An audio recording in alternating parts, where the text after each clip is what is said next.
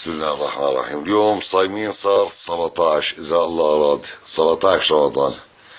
أنت الشاب يا حجي جبتي إيش وضعك كان؟ معلش يا أخونا هون. حبيب فني. إيش كان عباني؟ مع ربو. ايوه. صدره. وخليته والله شفي على الدكاترة وصيادلة وشي، ويعطونه إبر مسكنة وحب وبخار ما رزاز، ما تمشي إلا ما استعملت له إياه. ايوه. الحمد لله من جيت على الدكتورة طب الأعشاب الحمد لله ارتاح. شصل لك الله انت اخذ الدواء والله قلت لك رجعي لي وعم بسألك شلون وضعه؟ الحمد لله كويس. بقي في شيء؟ والله ما تنبيش الحمد لله. انت ايش بقي فيك شيء؟ احكي ايش بك؟